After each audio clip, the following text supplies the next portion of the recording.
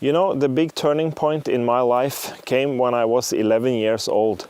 From that moment, I knew exactly what I wanted to become, and that was a hunter.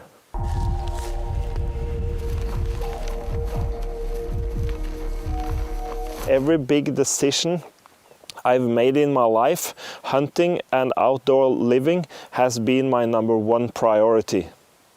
I want you to join me on this journey into the life of a Nordic hunter. Let's go!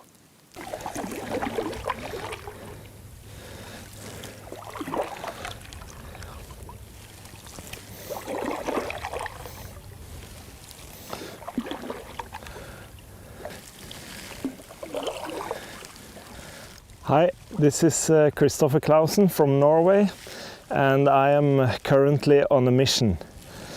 And that mission is to find a suitable hunting camp for the next couple of months of hunting, and it's November right now, so I'm quite keen on finding a suitable camp before winter sets in. So that is my goal right now.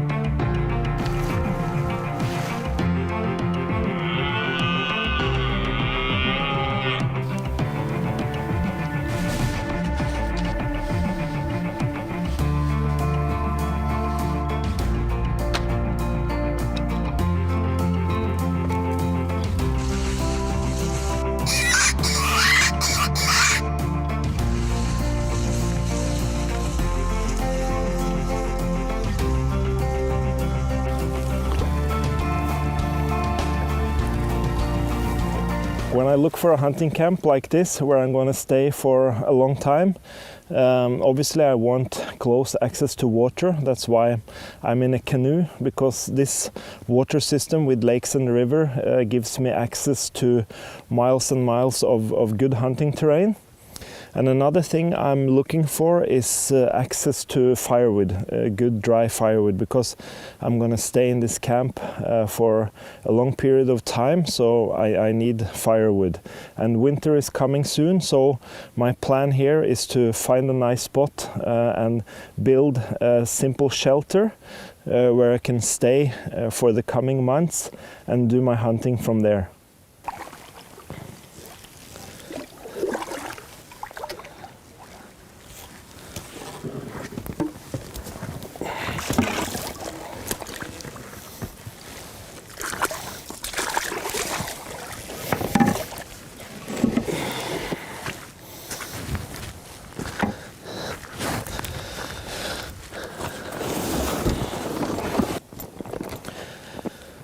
So what I'm going to do now, I just got myself to the shore right here, and I'm going to walk around and see if I can find maybe a suitable spot. But you know, my hunting season every year starts in July. That's when I say my season is starting, and for every year now for the last 15 years I've started my season with calling roebucks. The rut of the roebucks is usually starting in the middle of July and lasts until the first week of August. So every year for the last 15 years I've been going to Poland to call roebucks in the rut. Calling roebucks can be super exciting. You know, you come to the stand, you sit down, you don't see any animals around, and you start calling, and you never know if something is going to show up. You never know what is going to show up, because both does and bucks, they respond to the call, and these roebucks, they can come really hard to the calling. Spennende. Post nummer 3 vi prøver.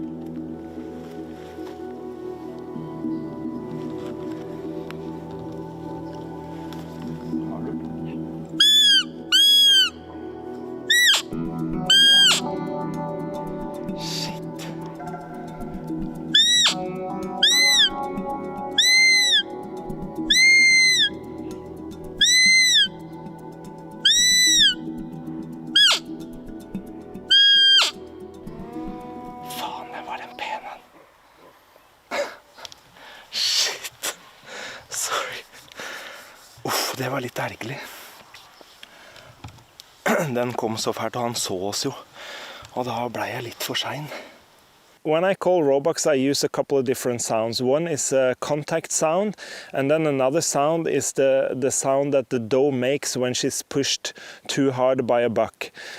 So that way I want to make the resident buck think that another buck is coming to steal his doe.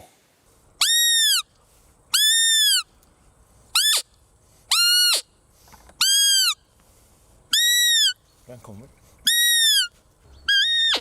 Ja, det kommer den nå. Ja, det kommer seg vasker. Er det bukken som kommer, eller er Ja, det geita? bukken. Nå kommer den. Da kommer den nummer 2. Si fra, hva skal du ta?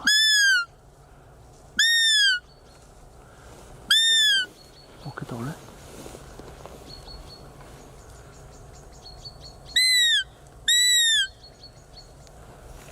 Tar den bakerste?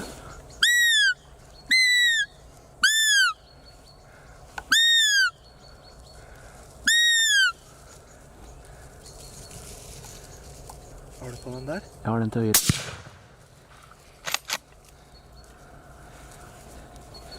Den er ferdig. Der er den.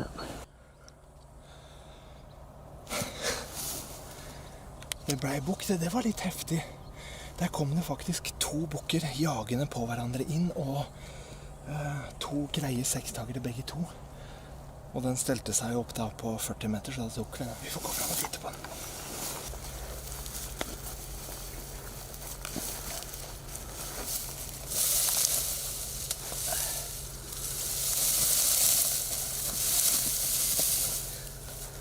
Dæven! Den fine 6-tageren. Ja, det var skikkelig moro. Og så er det litt gøy også, for det er første dyr jeg skyter med nye rifla. Og det er alltid moro. En stor, fin 6-tager som kom skikkelig på lokk. Det er alltid gøy.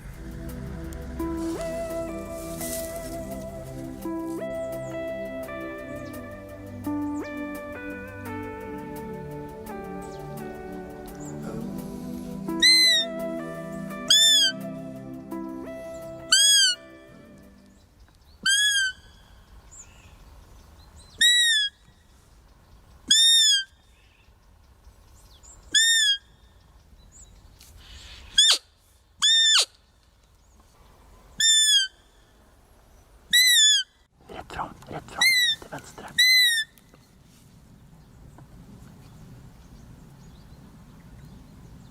Ja.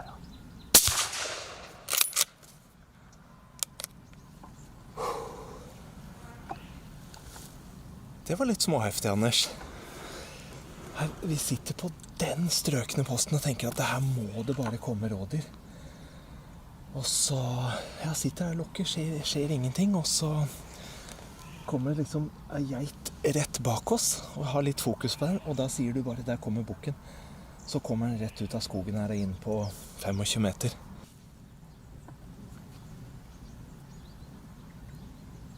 Ja.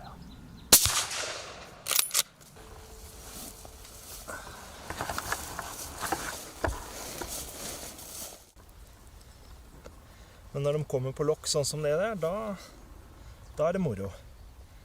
Da er det skikkelig moro. When I call roebucks, I'm pretty active. I use the call a lot, and I want to provoke the roebucks so that they just have to come and check out what's going on. And I'm not saying that this is the only way to call roebucks, but for me, being active works pretty well.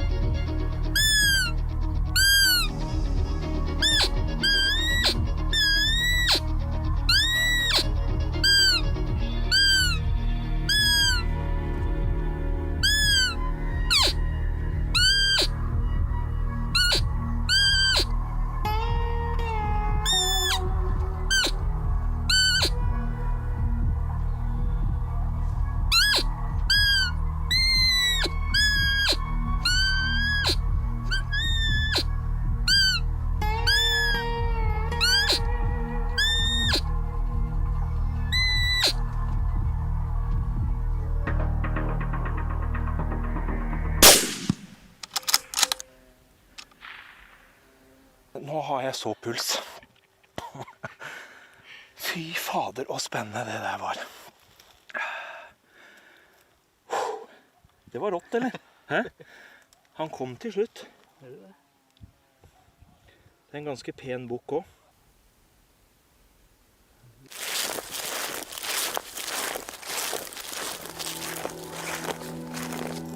Dæven, den var fin.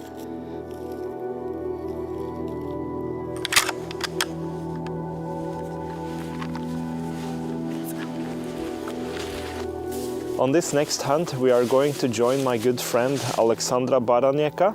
She's a Polish huntress and she has grown up in Poland learning the Polish hunting culture.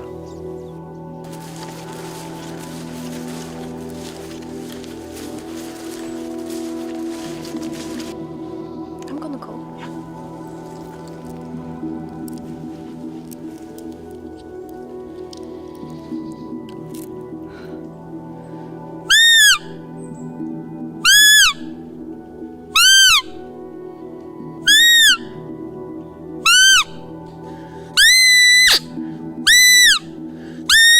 He's coming, eh?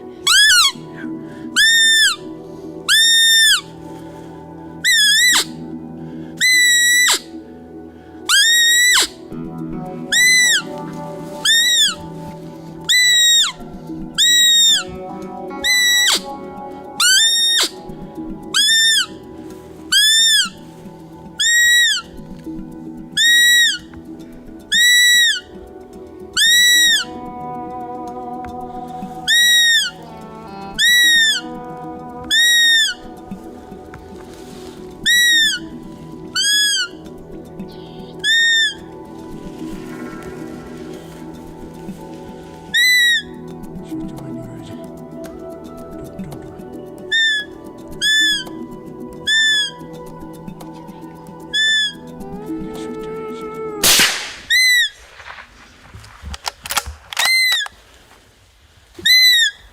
He's down.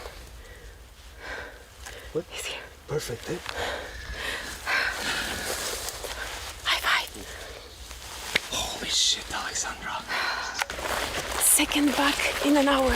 That's crazy. Really. It is. It's just somewhere here, eh?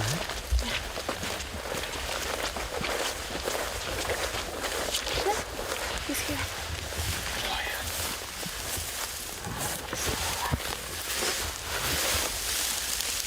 It's a good one too. Is it the biggest buck you've ever shot? Yes, it's the biggest buck I've ever seen. Really. It's a medal buck. Yeah. It's a medal That's for great. sure. That's great. And called straight in, eh? Yeah, I called him. Okay.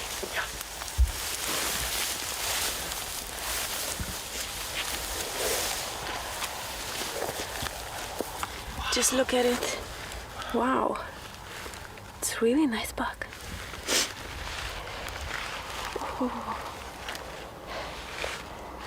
Look at this.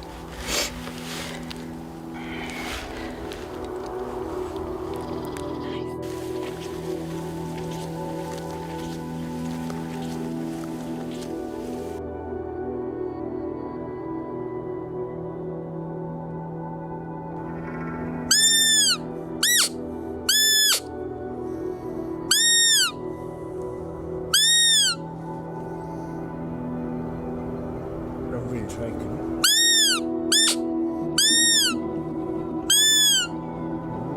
Sharon?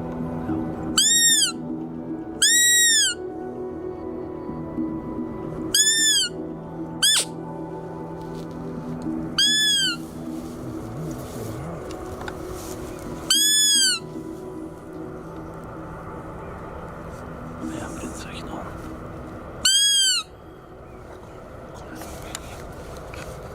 Sitt rolig, Anders. Ser du reven? Ja, ja, ja.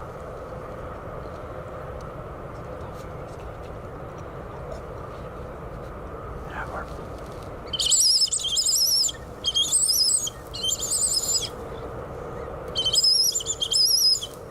Til venstre står det 2 rådyr. Holy shit.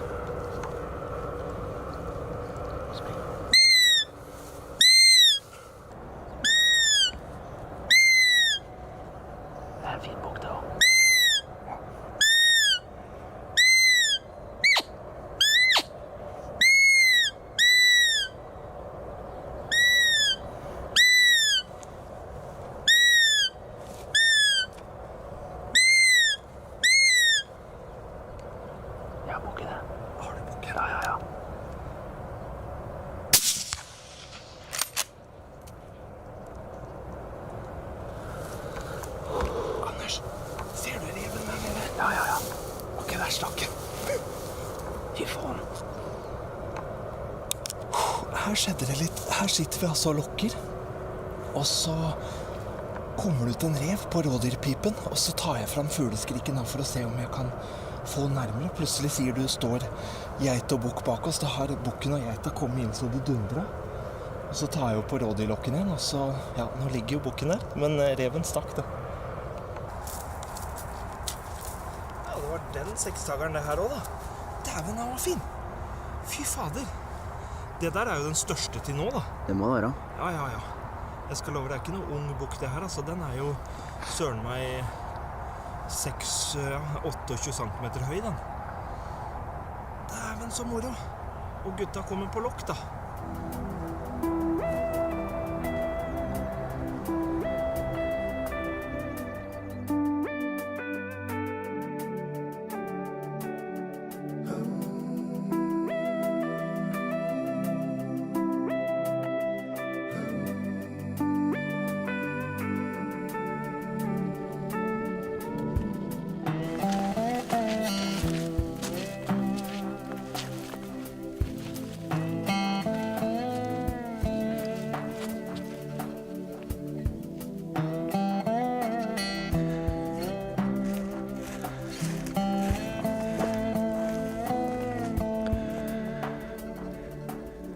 I have spent a bit of time looking around for a good spot, and I can't figure out whether I'm gonna make this camp inside the forest or just next to the lake.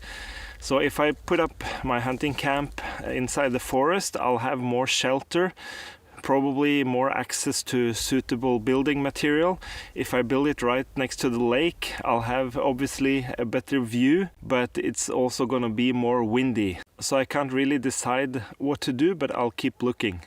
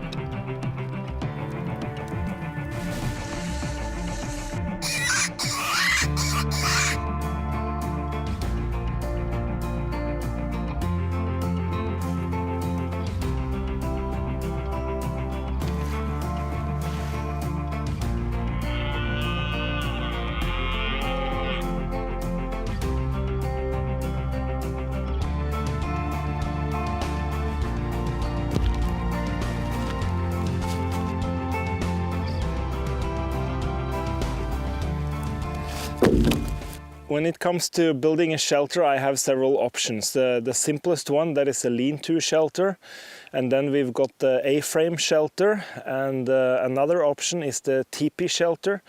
And you know, I'm gonna stay in this camp for a long time, and I want to be able to heat up my shelter inside. I've got lots of building material to collect, and in the meantime we'll have a look at some other hunting I like to do in the beginning of the season, and that is calling foxes.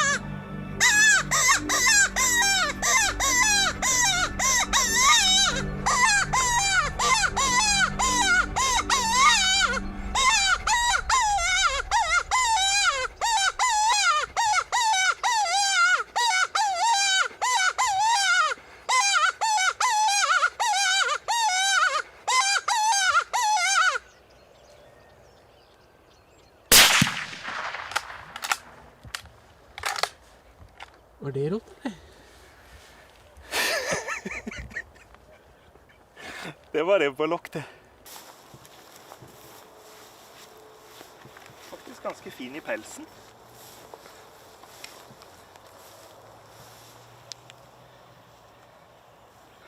Det var skikkelig moro, det må jeg si. Min første rev på predatorkål 4. Moro.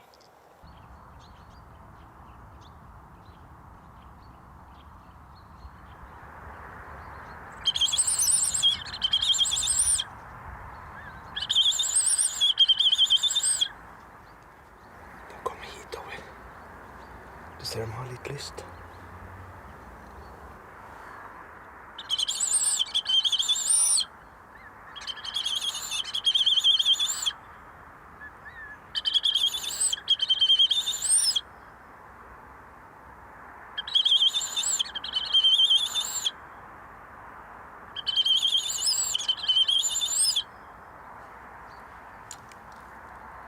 Nå svinger de ut til venstre. Skal prøve å få vind av oss, tenker jeg.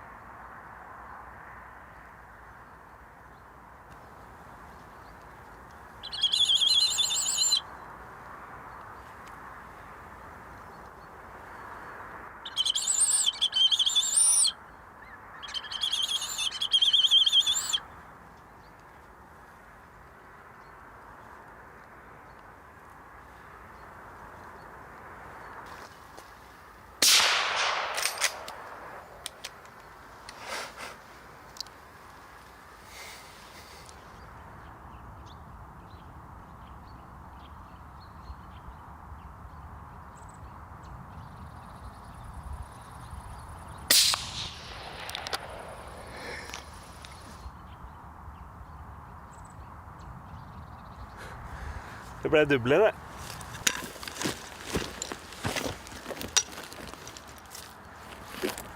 Ja. Det var noe flott.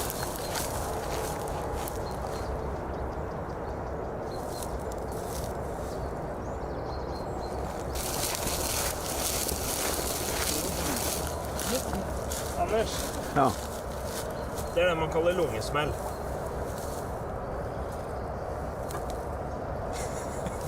Den var litt finere. Vi får ta et bilde med de to, da.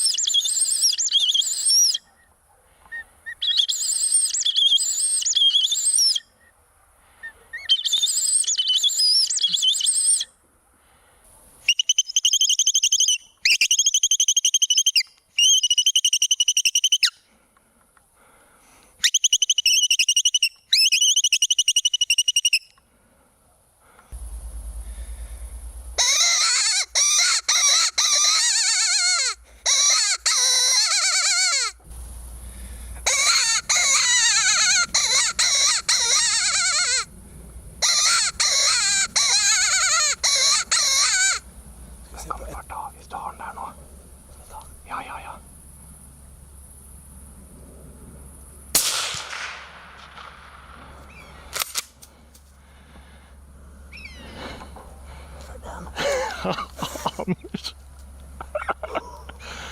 Fy faen så rått. Det var bra skyting. Den kom på lokk, den. Den kom på lokk, den.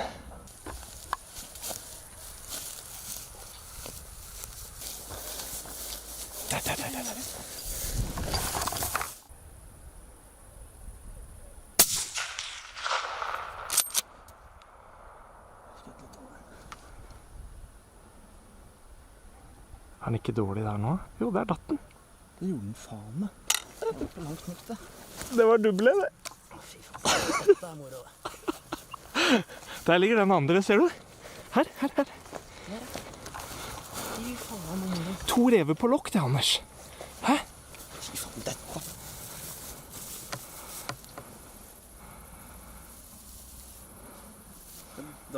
Kveldens første rev på lokk.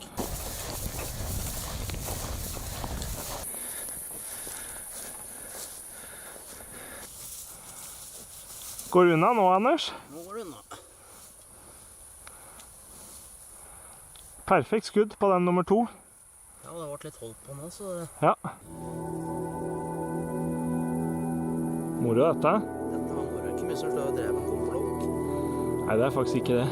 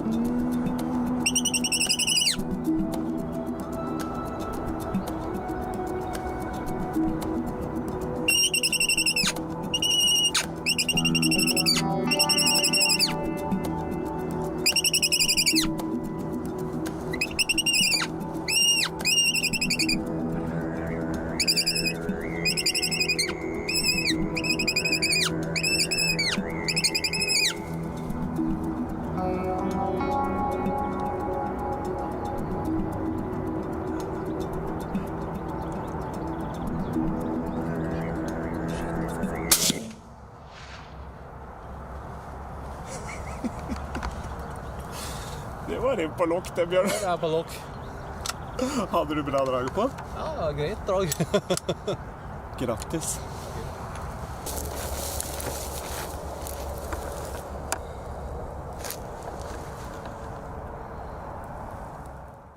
When I call foxes, I have a few different sounds I use. The most common one is a hare distress or rabbit distress, and then there is a small bird in distress or woodpecker distress. Those sounds, they usually work really well here in Europe. Foxes are really clever animals and they're mostly nocturnal. So being able to call foxes out in the open during daylight is really rewarding. Er du klar? Ja.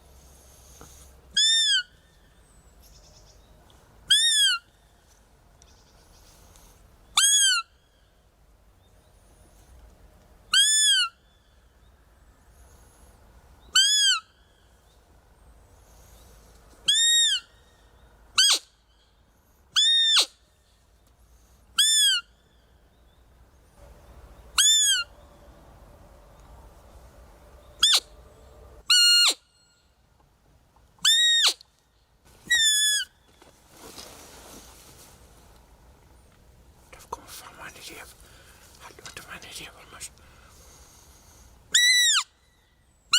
Kom meg rett inn. Jeg peker på sløpet rett. Der, ja.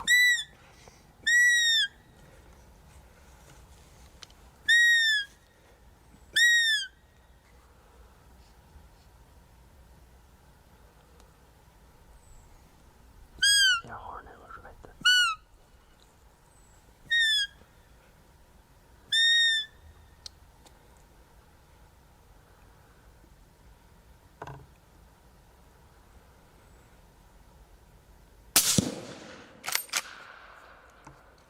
Der springer nummer 2.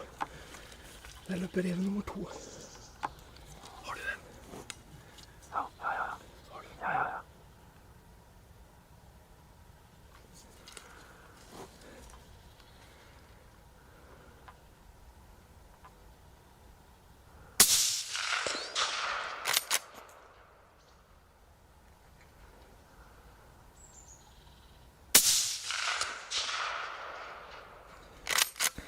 Det var rev på lukte.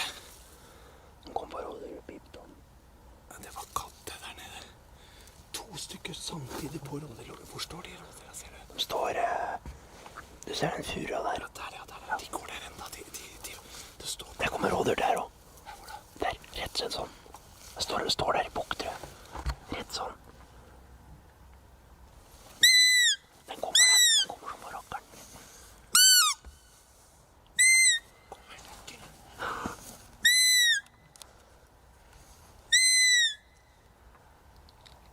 Jeg har den nå, ja.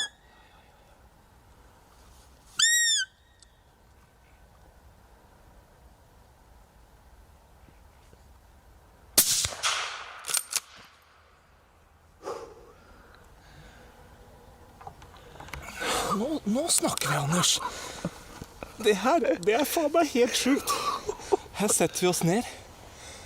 Og nå har jeg lokka i 5 minutter. Jeg har skutt 2 rever som har kommet inn på rådyrlokken, så det dundra. Og så sitter vi der og prater, og jeg er egentlig helt i 100, helt skjelven. Så ser du, så kommer bukken bare rett inn. Duble på, eller egentlig trippel da, på rev og rådyr på den posten her. Det er helt sjukt. Nå faen, jeg er så skjelven. Dette er helt rått. Fy faen, Anders.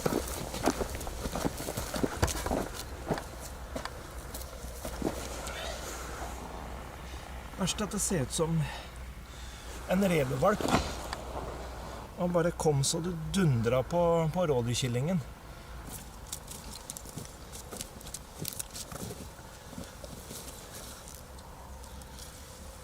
Dæven, det var fin 6-tagger. Skikkelig fine perlinger og...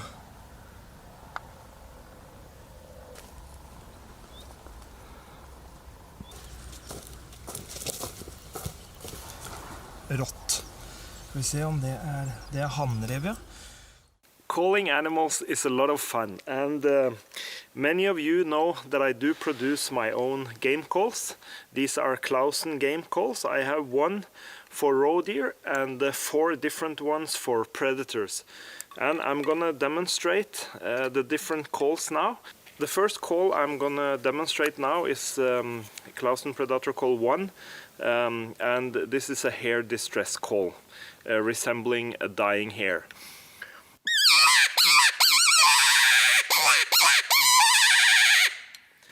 And I'm going to put on the extension so you can hear the difference in the tone and pitch.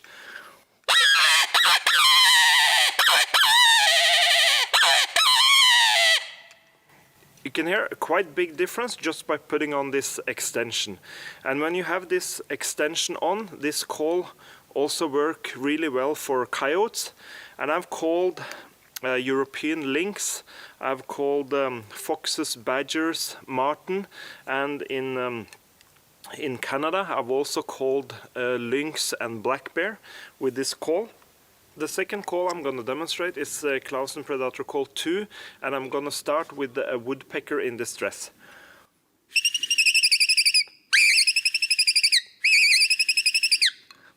and that can sound like that. There is a lot of different woodpeckers, but this is the sound of one woodpecker in distress. And the next one is a hare in distress.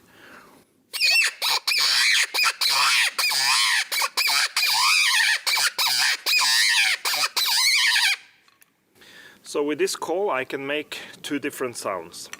The third call I'm going to show, that is predator call number 3, and this is a small bird in distress, so it's a light sound with not that long reach.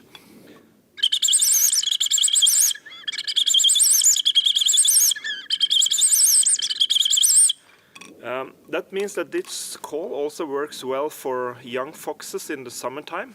You know, these powerful hare distress calls, they can actually scare away foxes that doesn't have you know, self-confidence, or young foxes. So the fourth call, this is Clausen predator call number 4, closed reed hare distress.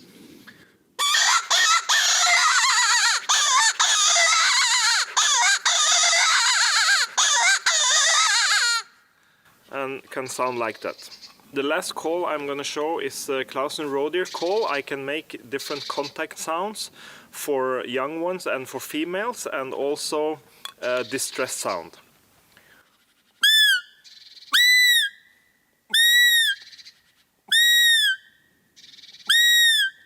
And now the distress.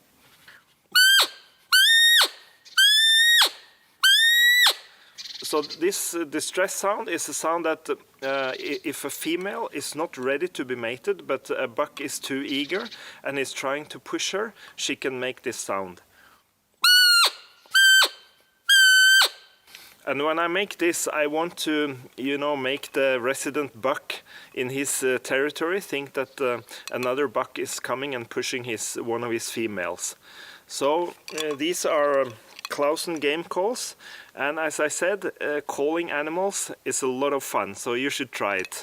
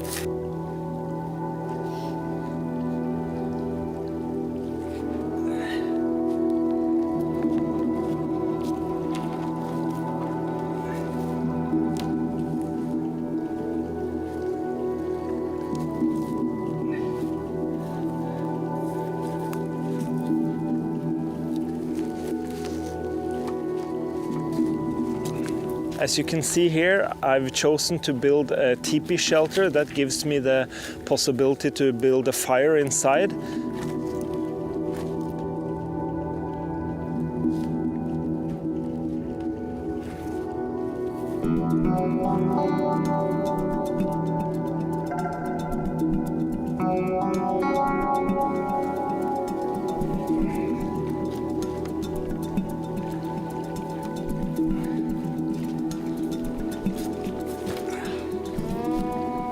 As you know now, I start my season every year calling roebucks and foxes, and after that, if I have the possibility, I try to hunt some reindeer. You know that Norway is the only nation in Europe with a population of wild reindeer.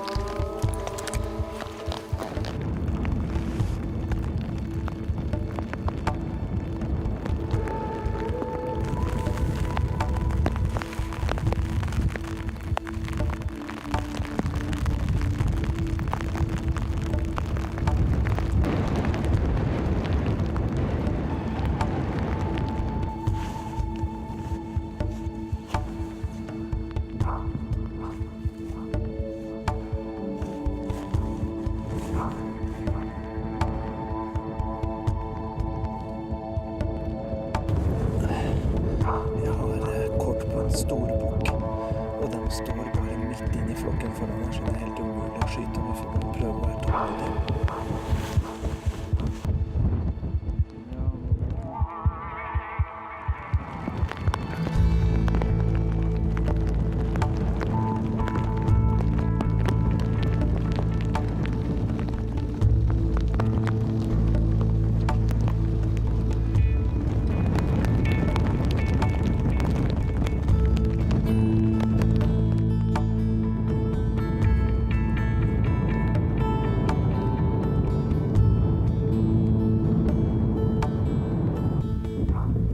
Ganske rått å se på. Nå har vi en kjempeflokk på 200 dyr kanskje, som driver og klatrer opp ei fjellside bortpå her. Nå er det snart så de runder over toppen.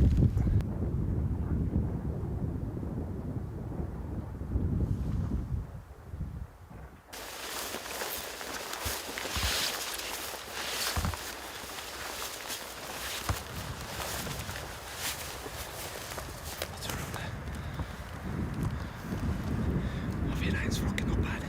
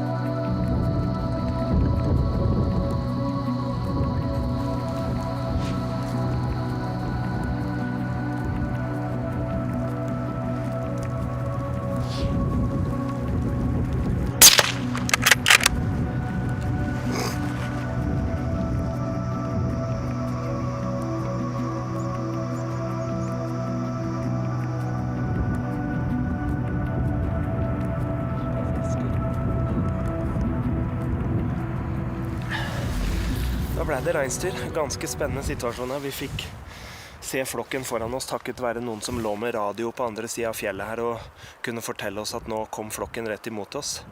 Så lå vi her, så beita han seg inn, og nærmeste reinsdyret her hadde vi på 15 meter.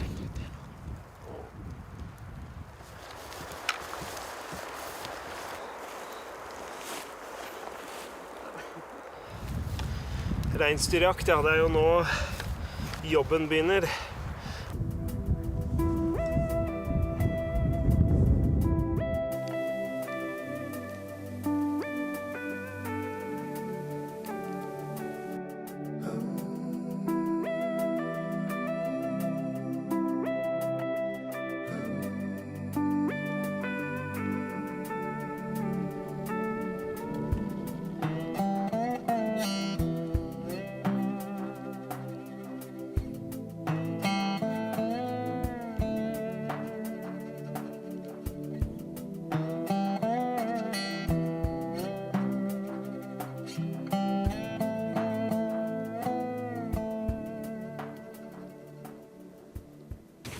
On this trip, I'm joining my friend Lars Ole on his first reindeer hunt, and we have a tag for adult bull. We are heading into the mountain one day before the opening day to scout for some reindeer, and we see quite a few bulls, so this is promising for tomorrow. Her er storbukk. Fy faen, den er svær. 1, 2, 3, 4.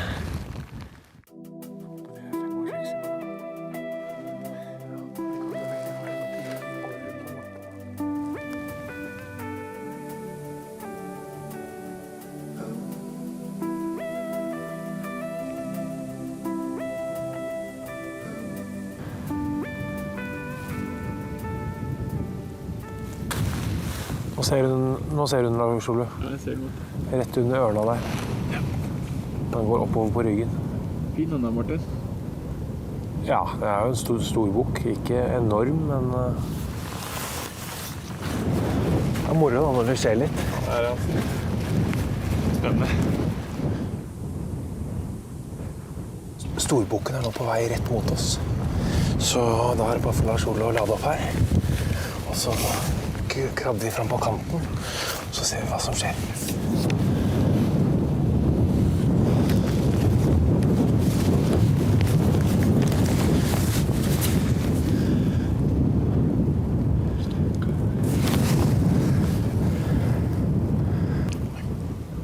Nå kommer han opp igjen, for faen.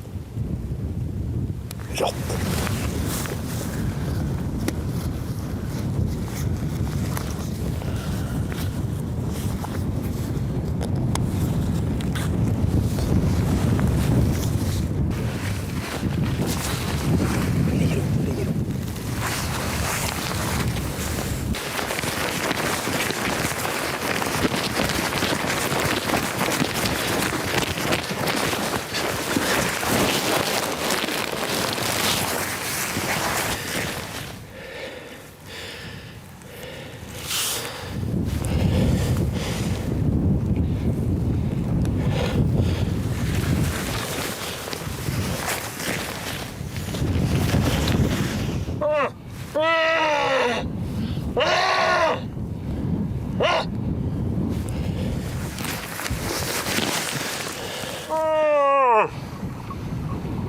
Prøver vi igjen? Ja.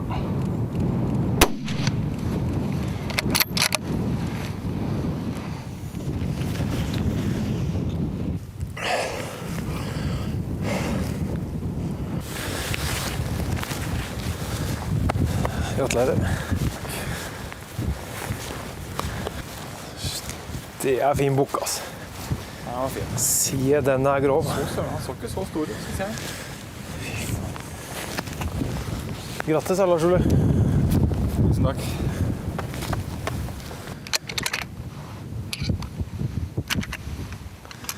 Første dagen på reinsjakt. Første dagen på reisejakt. Noen gang, og så får du en sånn praktbukk. Flott bukk, altså.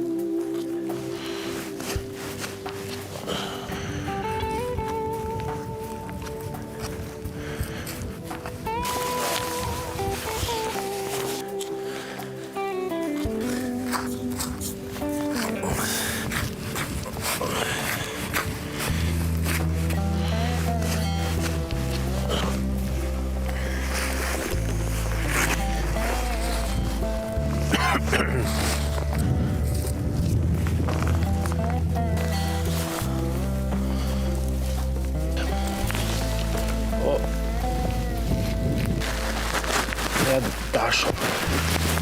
Sånn? Ja.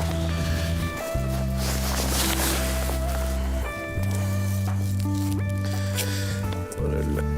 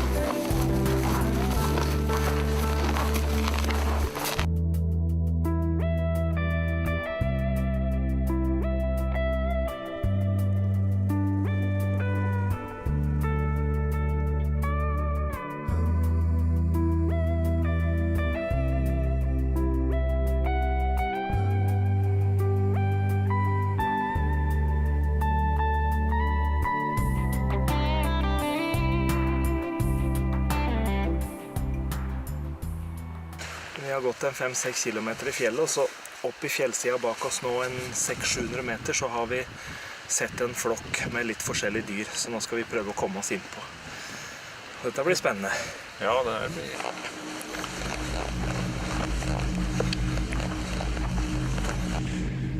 Kanskje slutt som lysbukk.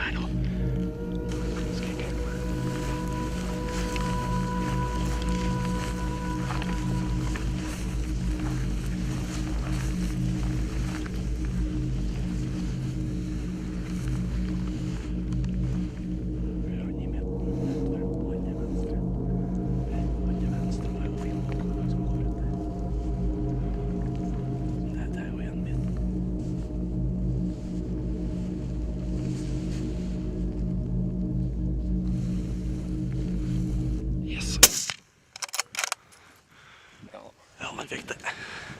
Ja, Yes, det bra.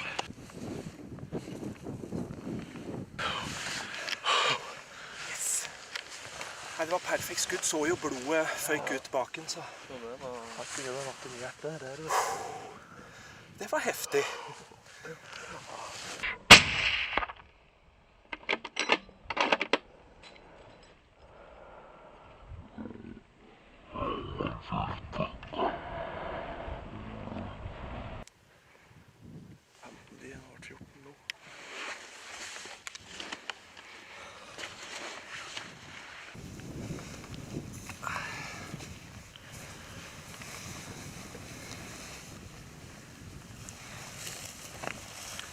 Dette var bra, Terje.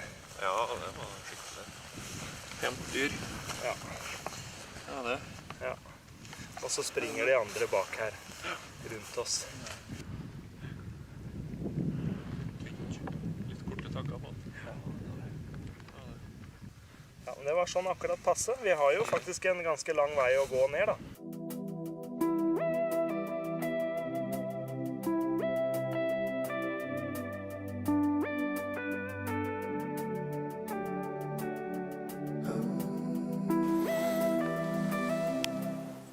As most of you guys have seen, we use silencers on most of our rifles here in Scandinavia. And even it's becoming increasingly popular to use it on a shotgun. And why do we do this? And I say the number one reason is to protect your own hearing. Because a rifle shot or a shotgun shot, it's a loud noise, and if you do it a lot, you will damage your own hearing. So by using a silencer, you reduce this, and that is a big factor for me. A second advantage is that when you put a silencer on your rifle, you get less recoil and less barrel movement, and this usually improves your accuracy, which I think is great.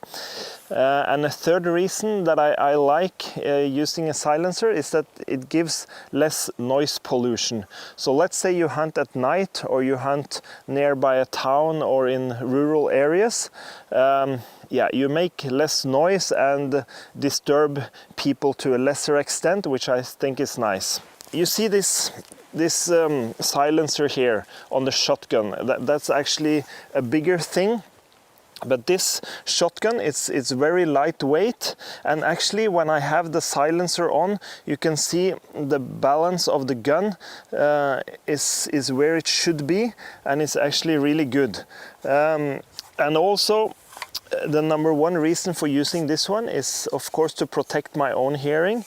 And when I hunt over pointing dogs, I think it's great also to protect the dog's hearing, actually, because, you know, oftentimes you shoot over the dog's head, and yeah, that without a silencer, that's a lot of noise, so I think that's a great advantage.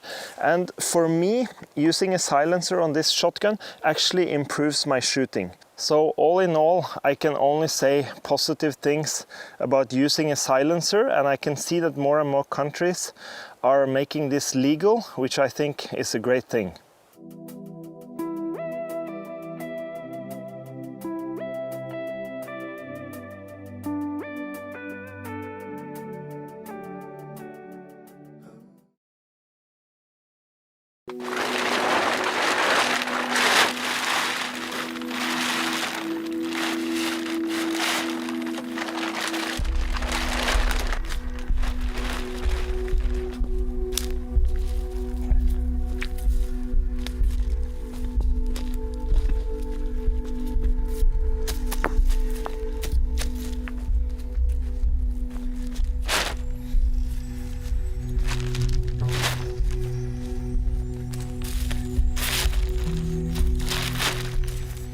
As you can see, it's starting to look like a shelter now.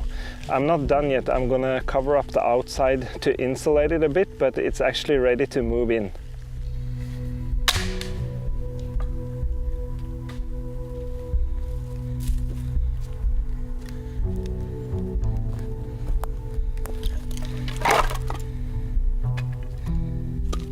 The 25th of August is the opening day for black grouse and capercaillie in Sweden, and every year for the last 20 years I've gone to Sweden on the opening day to look for capercaillie and black grouse.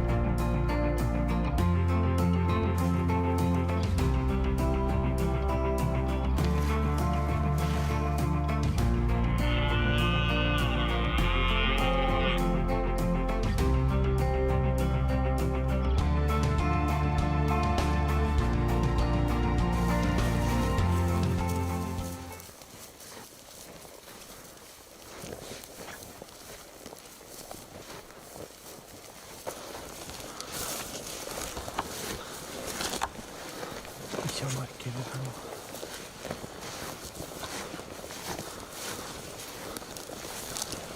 Bor en tiur borte her.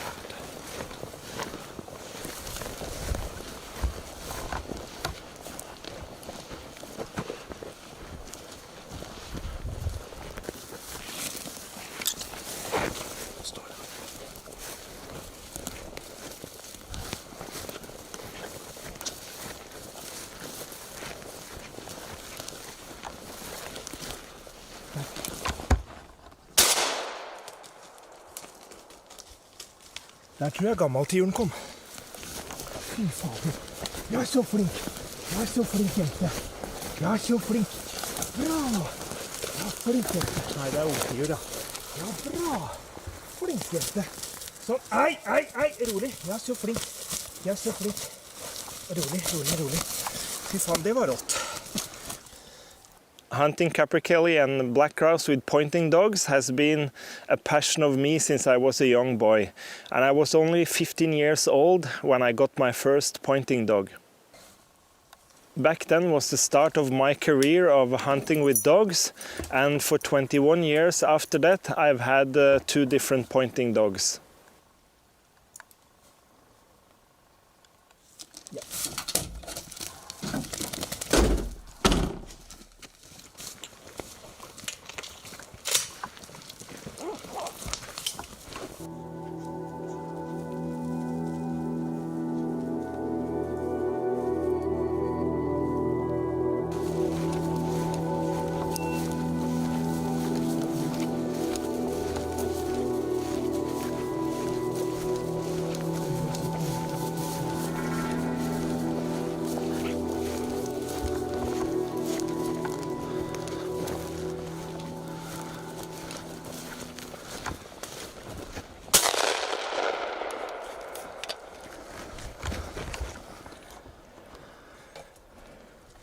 Der datt tiuren. Fikk du den? Ja.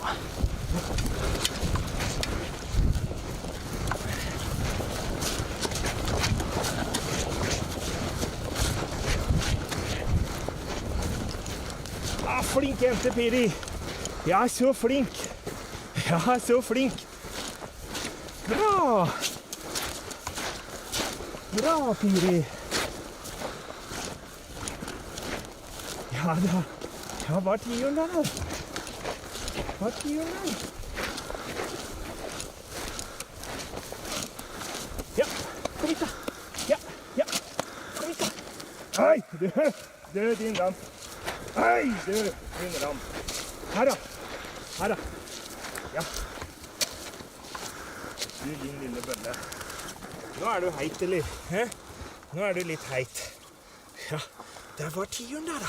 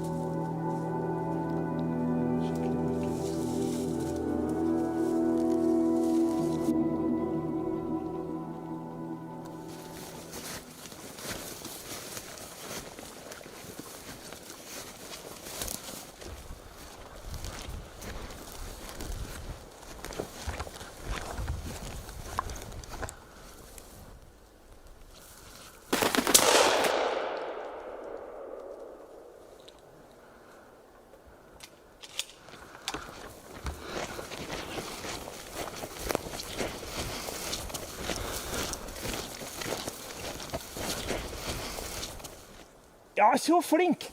Ja, så flink, Piri! Ja, flinke jenta. Ja, så flink. Ja, der var den. Ja, der var den. Å, så flink du var. Ja, så flink. Bra, Piri. Stod du i stand på den, du da? Ja, der stod du i stand på den. Fy fader, det var støft. Ja, flink jente. Ja da, ja da, ja da. Ja, så flink. Bra. Ja, så flink du er. Ja, det er så flink. Ja da.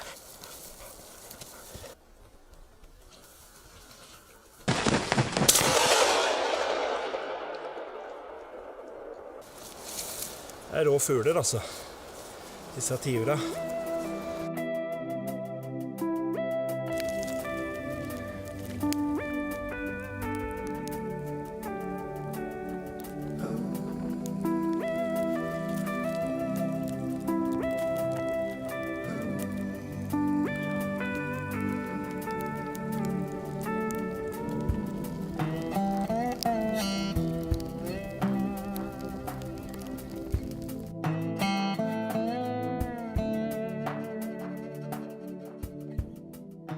I'm standing on the first day of the hunting season, just as the sun comes up, hoping to see a blackcock. There's a little lek just down the hill there, and there's two solitary trees above that didn't get felled when they cut the trees down here, and they make for the two trees first thing in the morning, so there's a chance we might get my first black grouse this morning. Mark Gilchrist, he's a friend of mine from UK. He's a game chef, but also a passionate hunter. And he has never hunted a capercaillie or black grouse in Scandinavia before. So join him and me on our adventure in the Swedish wilderness.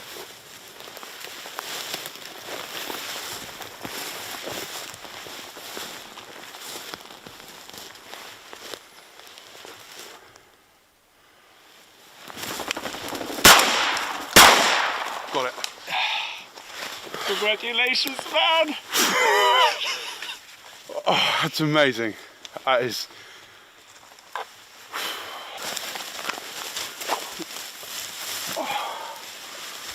It's a young male. Your first black grouse ever, eh? Look at that. Tonight I'm going to cook the moose fillet. I'm going to give the moose fillet to the dog and I'll eat the dog food. Yeah. What a good girl. But she had it pointed. And yeah, just like you said, as soon as you go next to her, she got up. The first shot, I sort of guessed. And the second shot, it was going along the tree, so I had a bit more time. Got it. Oh, look at that.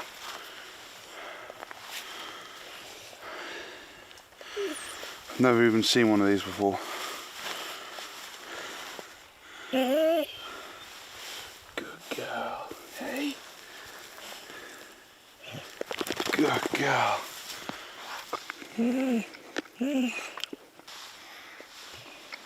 Oh, look at this for breakfast. Same breakfast as the birds, eh? It's crazy that we bought all that food. If I'd known there were this many berries, I'd have said that we don't need any food, just water.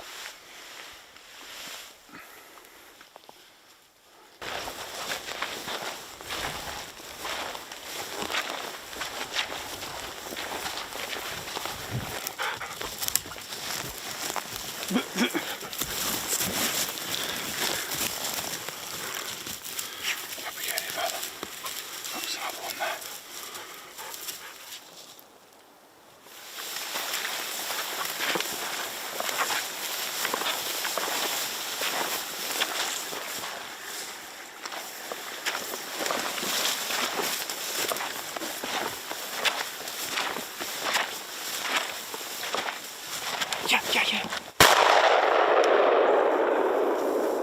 Capercaillie male mark. Got my first capercaillie.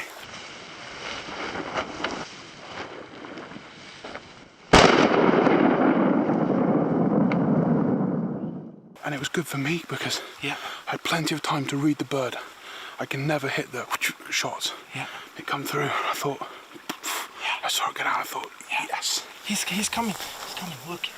Oh, look at that. Oh, good boy. Good boy. Look at that bird, man. Look at that. Good boy.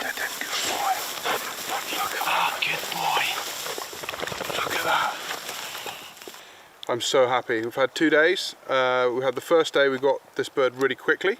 I missed a couple of others, but I'm quite pleased that this is a young male. And then we've worked really hard to get the capercaillie. We've had a couple of blank trips. I think Kristoffer was getting a bit disappointed about the number of birds. We came out the car, walked quite a way. We flushed quite a big brood, which is the first big brood we've seen. And in the big brood, we counted 3 males, young males. And we walked sort of across a swamp, quite a long way. And then Kristoffer was saying, well, I don't think they'll have gone this far. So we went back around the other side of the swamp. And absolute perfect opportunity. The dog flushed a bird probably 25 meters away, got up completely in the open, so I had plenty of time, swung through and got it with a first shot. And it was a young male, this boy here. And then walking back, we had another opportunity with another young male, but it was about 50 meters, so we left that. So all in all, it's gone pretty well. Congratulations, man. Well, thank you so much. Thanks for taking me. You don't even get to see capercaillie or blackcock in England anymore. It's definitely something I've always wanted to do, and I need to say thank you to the dogs, because without them we wouldn't have got them. And I'll never ever complain about hunting being difficult in England ever again. I think a week before I came over here, I had a bad day on the pigeons with some friends. I was disappointed we only got 211, and I thought we were going to get 400 or 500. And yeah, I'm never ever going to complain about bad days hunting again, having seen how hard you guys work for it. It's amazing.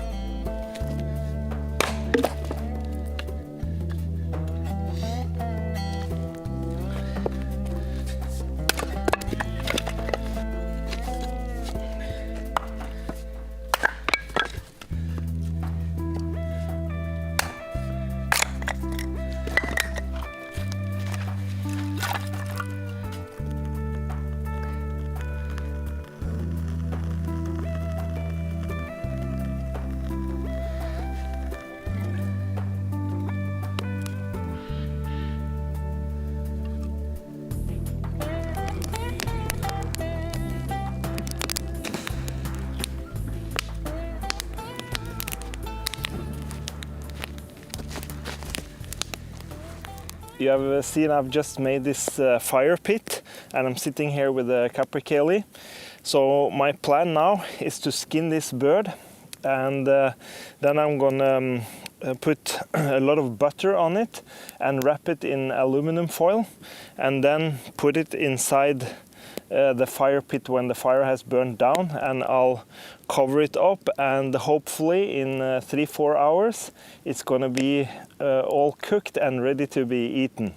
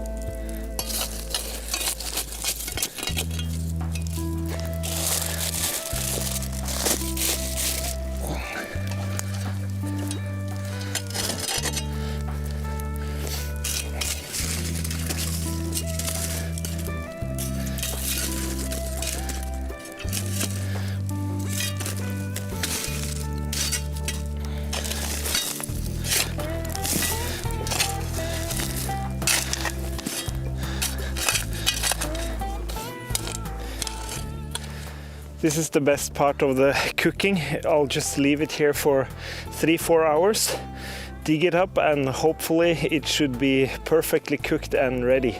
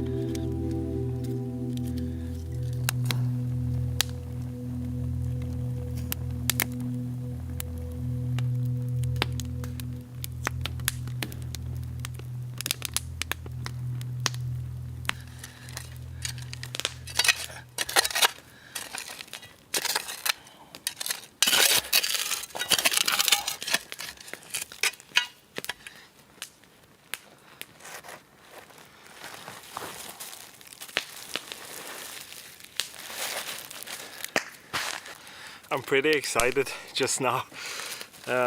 It feels warm, so let's open it and see how it looks.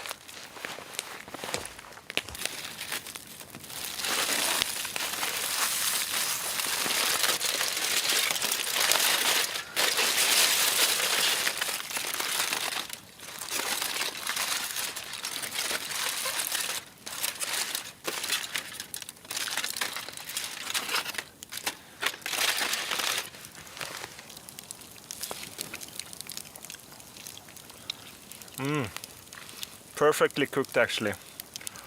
While I'm eating my dinner, we're gonna have a look at some more hunting. In September every year, I go to the west coast of Norway to hunt red deer.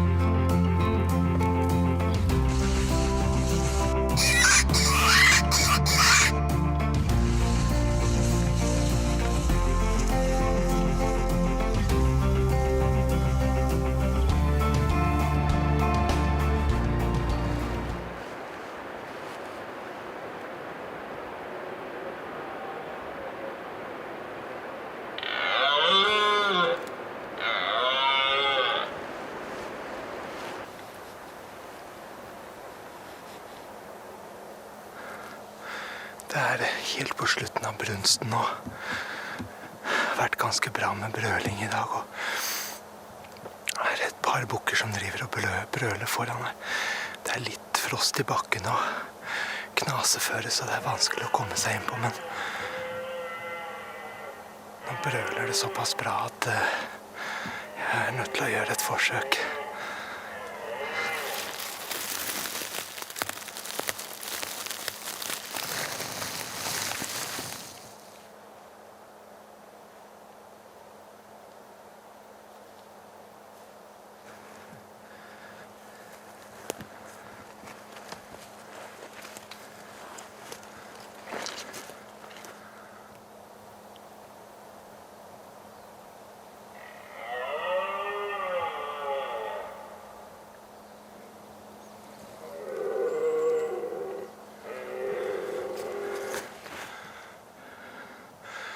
Så nærme.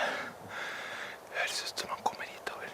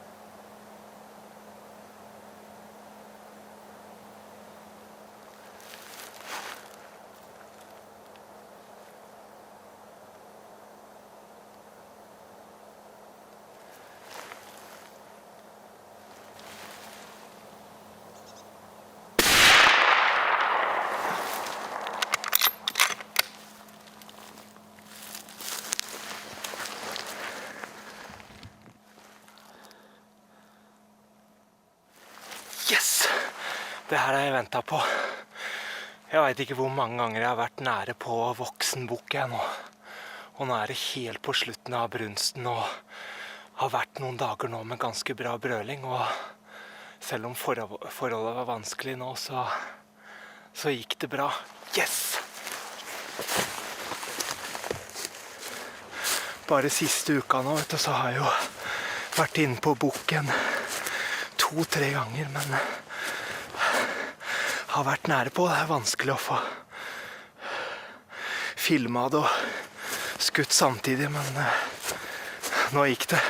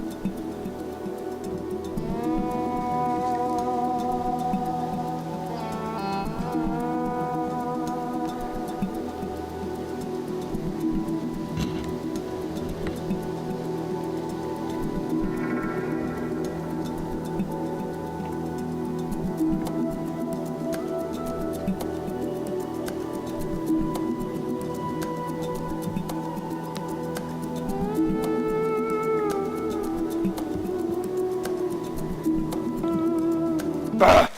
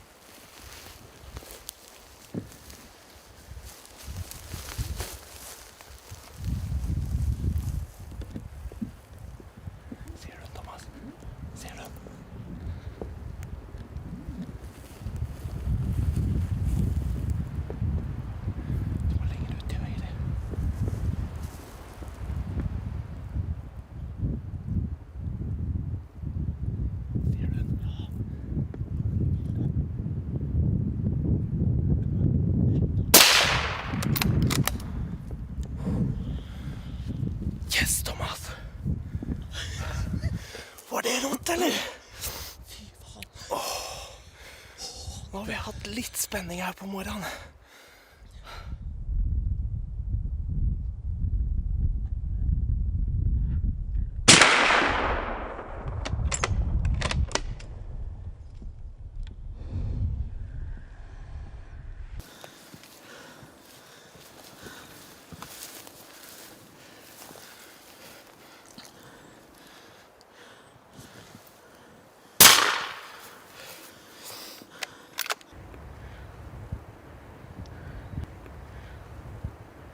Dette var en knallbra morgen, sånn som hjortejakt skal være.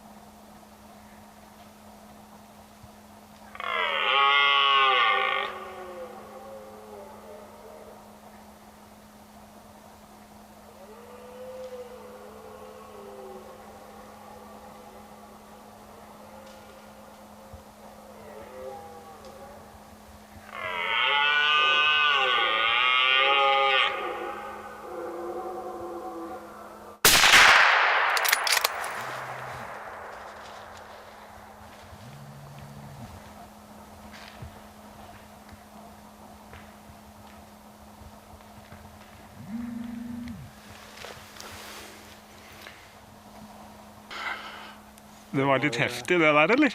Ja, det var bra det der. Utrolig.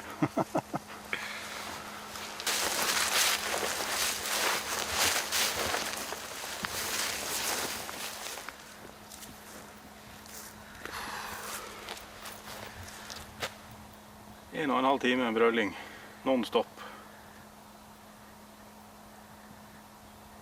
Hvor ligger han her?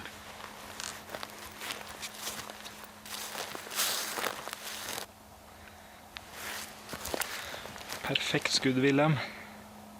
Utrolig opplevelse.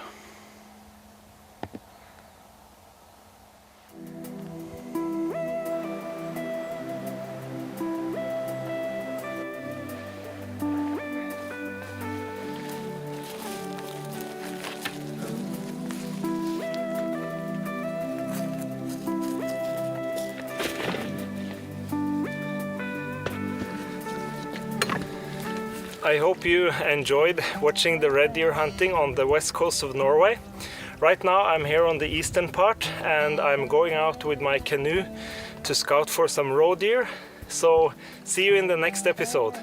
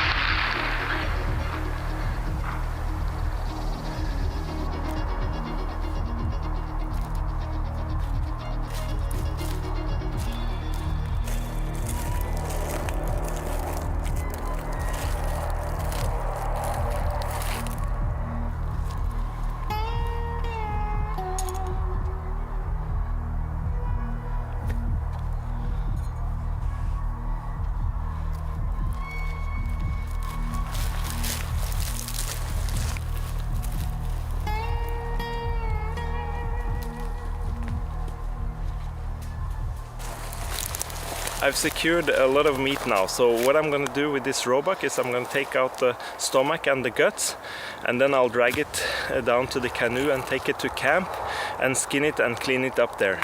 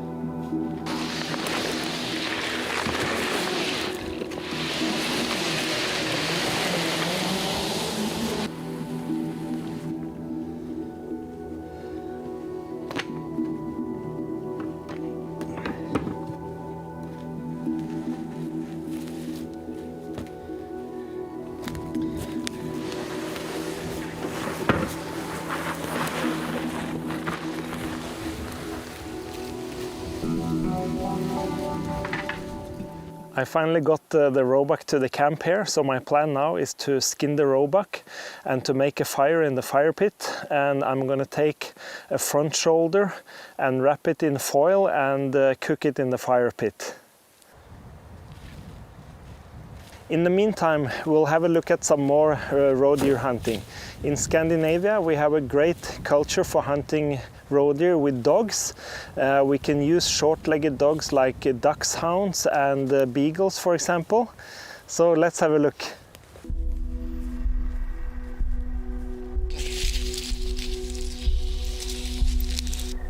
Nå har Roger slept bikkja. Vi er på rådyrjakt med hunden, så bare krysse fingrene for at det kommer noe dyr den veien her.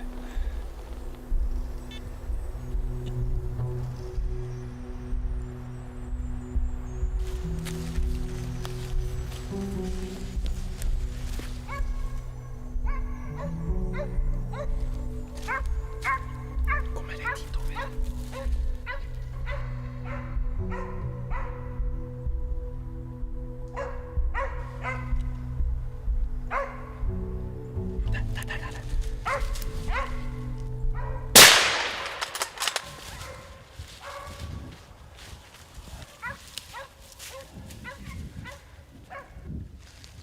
Det var rått, eller? Perfekt. Oi, så flink, Cindy! Ja, nå kommer bikkja her. Vi har jo hatt en rådyrlos, og så står jeg her og vurderer om jeg skal gå opp på kuren og stelle meg eller ikke, og så kommer bare rådyra rett i fanget på oss, akkurat her vi står.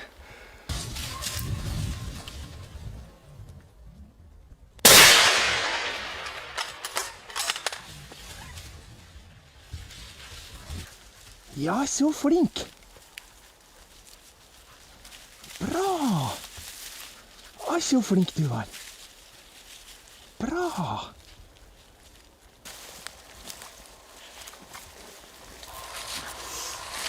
Så flink du var, Cindy. Ja, du var så flink. Det var jenta si det.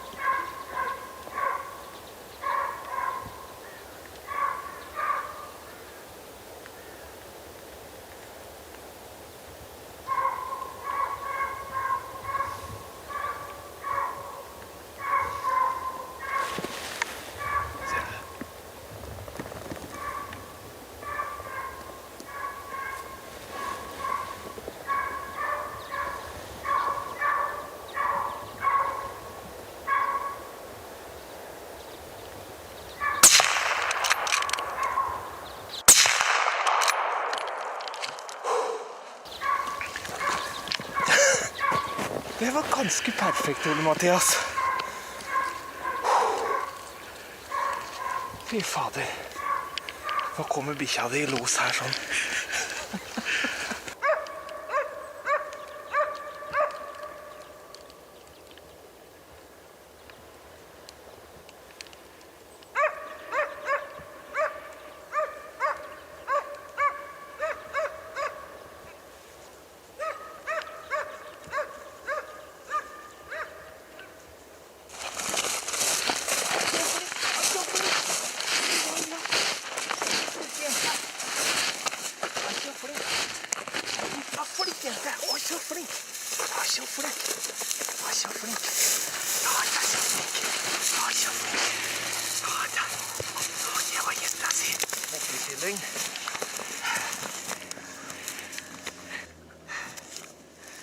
Det var flinke jenta si det. Ja, dette var skikkelig moro.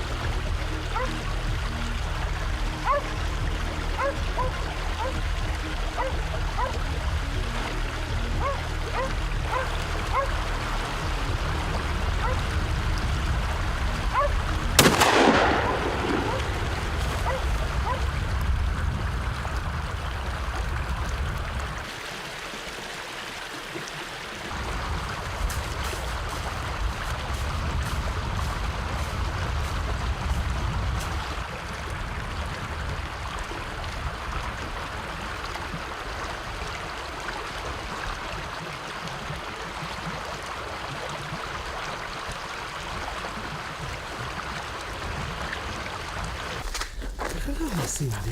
Ja, så flink. Bra. Ja, så flink. Bra. Bra, Cindy.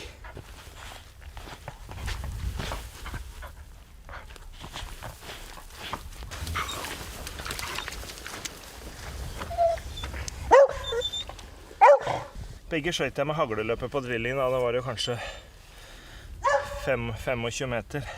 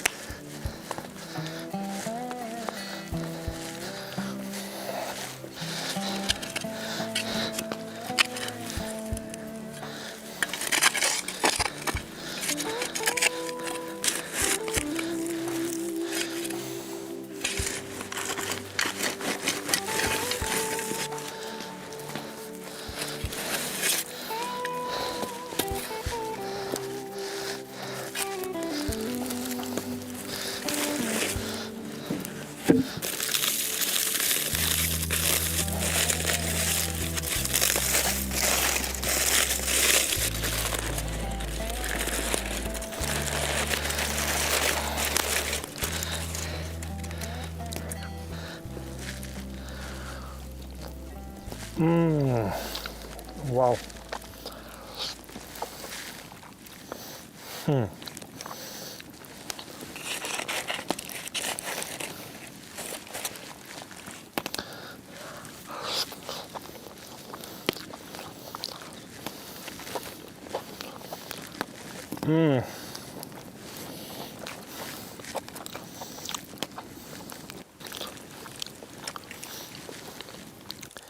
I don't think anything can beat a meal like this. I hunted this roe deer in the morning and prepared it the same day, and it was just amazing.